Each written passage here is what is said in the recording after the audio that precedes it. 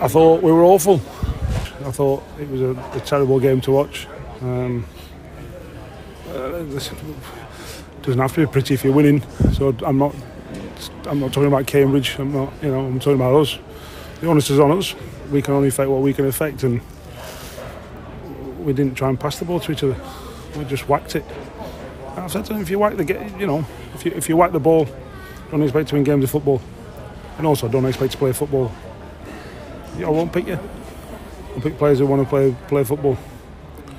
You can't just keep whacking the balls up to Chris Porter. It's not our game. It's not our way. It was an extremely frustrating afternoon. How disappointing as well was it when you were on the attack with your set play from your corner? It goes the other end with 2 bits of poor play from a couple of your players, and yeah, he took it well. But at the end of the day, you were on the ascendancy. Listen, it's a great strike from the lad. If I'm sure you wouldn't believe me if I told you we'd worked on it, their transitions, their counter-attacks. But we still managed to concede a goal from one. Again, just added to the frustrating. It wasn't as though we were lacking in terms of having the ball and plenty of possession, was it? It was a game that you probably had more possession than they did, but there was nothing there at the end of it. Yeah, but the amount of sort of turnovers we gave was, I don't know the numbers obviously, but it must be extremely high.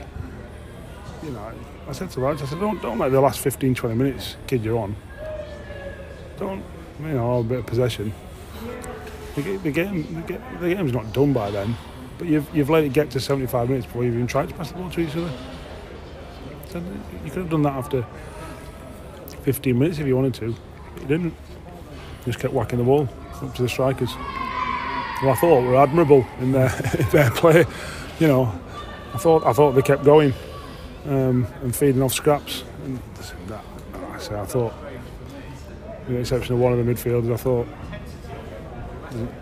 they didn't want to get on the ball or didn't get the ball, one or the other. Either way, that's not good enough.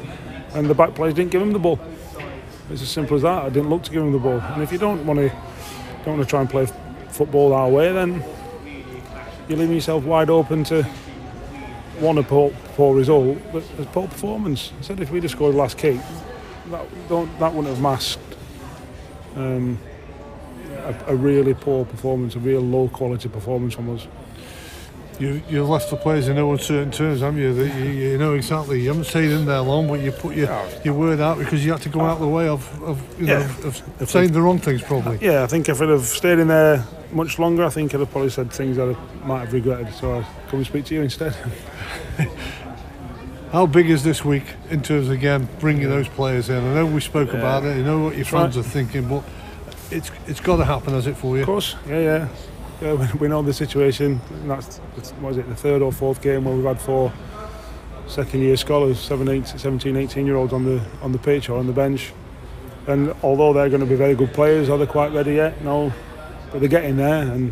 But they'll need some help, and the team and the football club will need some help in the meantime. And we've got to get players into who will help us do that. Cheers.